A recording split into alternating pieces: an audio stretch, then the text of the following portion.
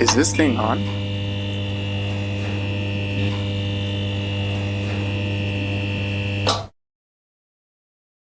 What do you believe about the people who voted opposite of you?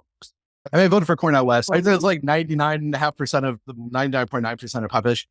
Everybody's trying their best, I guess. Everybody wants. What's the real answer on that? What do you mean? Like, what do you like? I don't believe one thing about, man, is people. Okay. I mean, I guess people are just like, everyone has their reason. You know what I'm saying? I honestly don't know. Like, I see a lot of this prognosticating now. Right. Of, oh, it happened because of this. It happened because of this. It's like, sit down and just talk to people about, I mean, why did you vote the way that you did?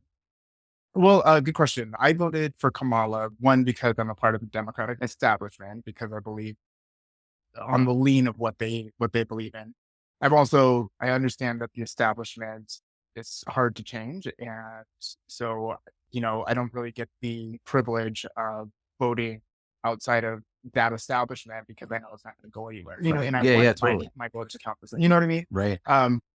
In the relative sense, what I just said. Yeah. No, that's why. But I mean, that's by and large right. And I did believe in the message of her campaign.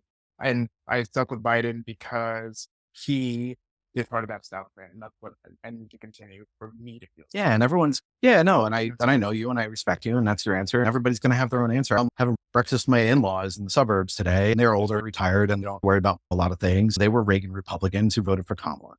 Okay. We asked them, "What do you think happened?" They say the economy. I think that's always what it goes to. Why do people vote for Trump? Not everyone cares about community. A lot of people just care about themselves. Right.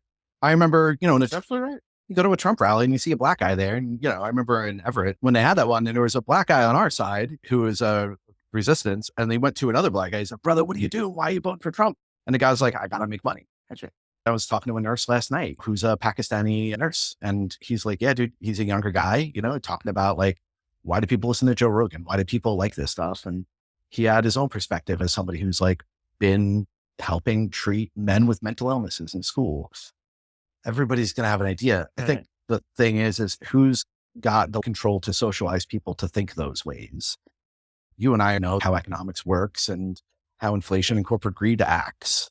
But we also have seen the trends over and over again with the Republican Party, particularly blocking progress, making the economy worse than running on it. And then I think, and then I talked to a lot of young people that obviously, you have the Democratic Party, which has, I think with Biden, I think what pissed a lot of people off is obviously was Palestine, Oh, yeah. And no one can look at that with a good conscience at all or any moral compass and say that that's justified.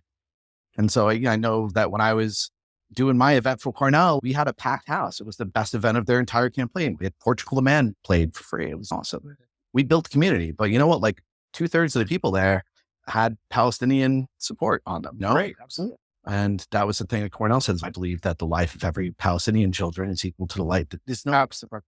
You know what I'm saying? And so that's how we vote. We vote with a moral compass. Sure. Some people vote with an economic compass. That's right. Everyone's got their own deal. I know. It's a good question. Everyone's asking it right now. What do you believe is the worst thing about society? Guns. I mean, Jesus, in the UK and Ireland and in Europe and Australia as well, the places where you have the happiest people on earth, the highest quality of living. You're not walking around in fear. I think we are just a very, very, very scared society. Right. And we're heavily armed. And that is a terrible, terrible mix. Okay. But yeah, the guns are like my friends in the UK, they were, and they want to defund the NHS. And I go, you can stop it because just don't let the guns in the country. Because we're in Portland. We're not even protesting really in the streets anymore because we know we're going to get killed. And that's chilling. And we see what's happening in Palestine and Gaza. Those people are protesting. Students are getting shit beaten out of them by cops. And you get into this sort of like, we're kind of in a mafia state now. And people are chilled. They don't know how to respond when you have people pointing guns at you. Okay. And you really have to make that shy of a child. It's different now. Yeah. Guns, man. Like it's too easy to kill and dehumanize each other. Thank you. What do you believe is the reason that Trump and the largely Republican Congress was elected? Because they control propaganda and minds. They understand how to use the internet. I remember Howard Dean and Barack Obama and how they used the internet and built up these infrastructures like MGP Van. And that was early internet. They mastered internet 1.0. I think what Trump did was they mastered and owned internet 2.0. I mean, remember Trump owns his own social media platform Elon Musk owns the biggest social media platform in the history of the world, and he's going to merge with Trump. Right. Trump and X are going to merge. They're both going to make billions of dollars off it, and they get to control the narrative for all the people who are scared and locked in. A lot of people want to be told what to think, and they just look to the people in the room. Who's the cool person? Right.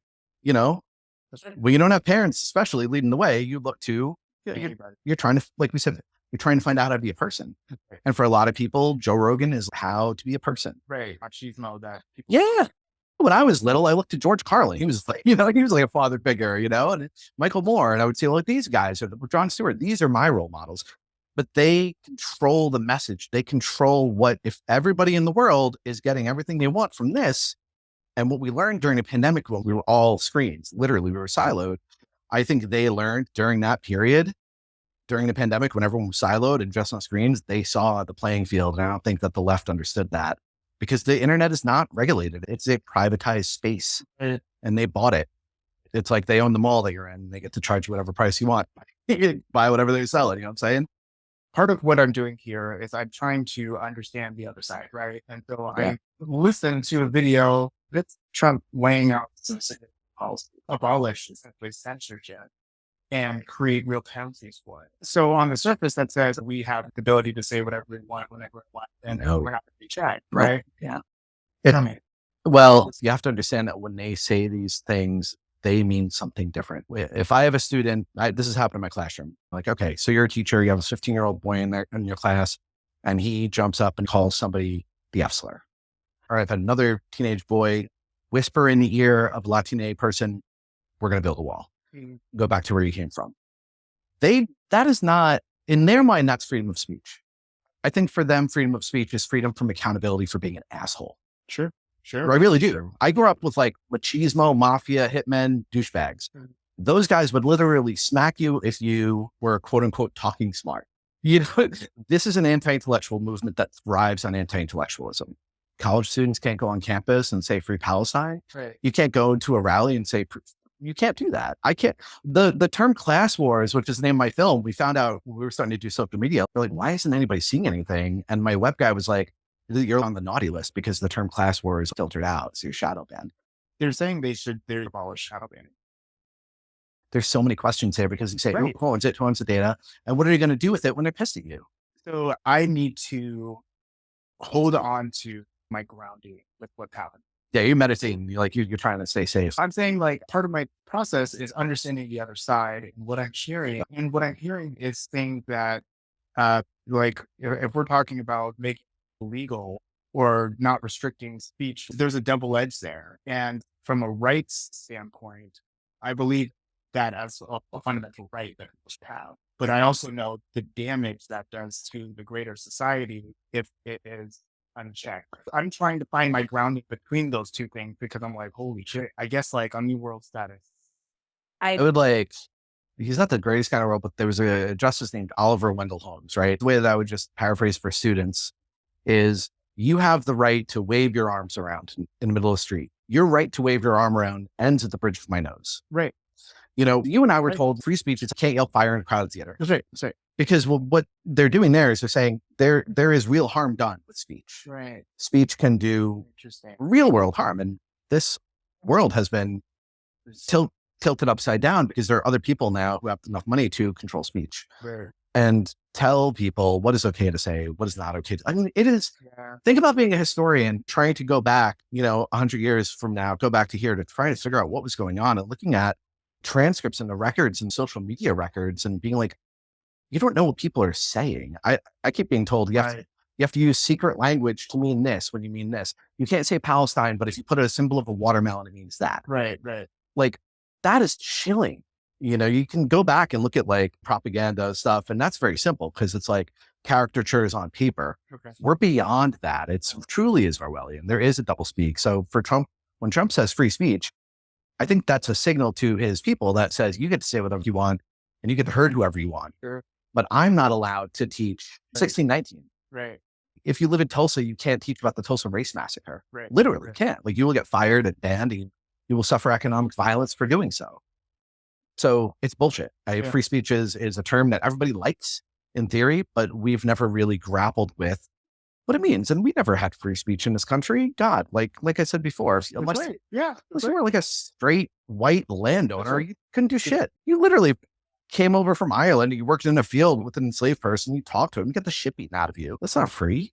It's a game, man. I don't mean to be cynical, but these are things that need to be addressed. Oh, 100%. But we live in different planets and words mean different things to different people. That's right. And we need a standard. One of the things I think you mentioned the social contract earlier. Yeah, totally. I want to write the new social contract. You do? Yeah, absolutely. I've already started. Nice. That's one of the things I'm writing and it's called the new social contract because we don't know how to navigate each other. Right.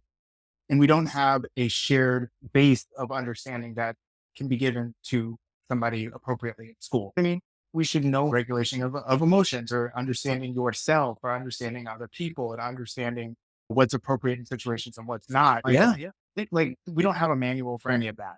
And the first social contract didn't have that level of detail. And so that's a goal I'm working on. Okay. So what do you want to say to the version of yourself in 4 years? Learn how to relax. Sure.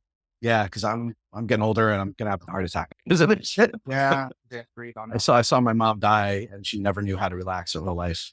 Yeah, it just worked until she dropped dead, Right. Got cancer, couldn't even walk. I would come into the house to visit. She's trying to get up and cook food. I go, oh my God. Right. But I realized when it's funny, I tried smoking weed during the pandemic. Yeah. Because it was like just to chill myself out. And I realized that I wasn't smoking correctly because I never learned how to breathe correctly. And that I am, because of PTSD and hypervigilance, I'm a shallow breather. I went and got tested and they were like, you stop breathing 61 times an hour. And I was like, whoa. That's another example of some baser human physiological breath regulation. My daughter's doing breath work right now. I'm so happy for her. That will significantly increase her quality of life for her entire life. Absolutely. And it's like, Absolutely. people don't know that. We would do that in class. We would, on days where we have shooting threats or on days where the national conversation is about dehumanizing half of my students, we would start with a meditation because we know we can't learn and grow if we're always in a stress response. Learning grows in light. That's right. Which is why we need to value each individual as who they are and have that be accepted. And humanity benefits from that. But a few rich people don't because they've had this divide and conquer strategy going for a few thousand years. It's working pretty sweet for them. So what do you think? Should we eat them, dismember them? You don't want to do any of that.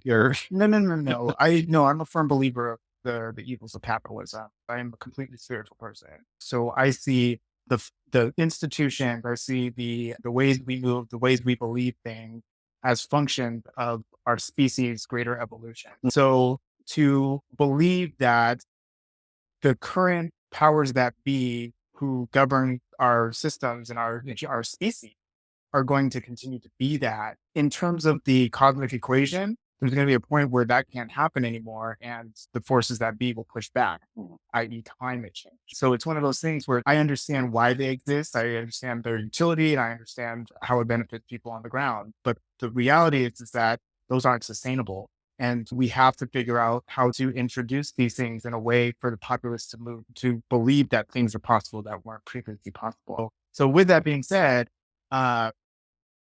do we eat them? People need to be empowered.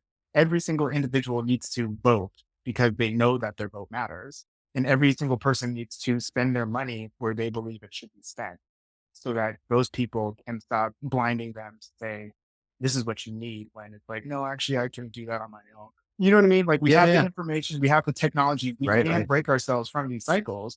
We're just at the precipice of being able to do that. And that's what I want to bring about with the podcast, with the book, with just having conversations. So it takes everybody on all sides right now. It's not, and it ain't, we know now what works and well, we know it definitely doesn't work. Yeah. And I think everybody just keeping community safe. But the evolutionary thing, there's a youth movement called it's like the Extinction Rebellion movement, a group of young people that are kind of Sunrise Greta Thunberg thing, which is like, you don't let us die. Yeah. We're not going to die because of your greed.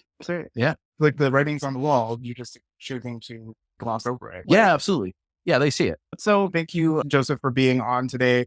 Your brilliance and your purpose are clear, needed, and how can I help? You know what I mean? Yeah.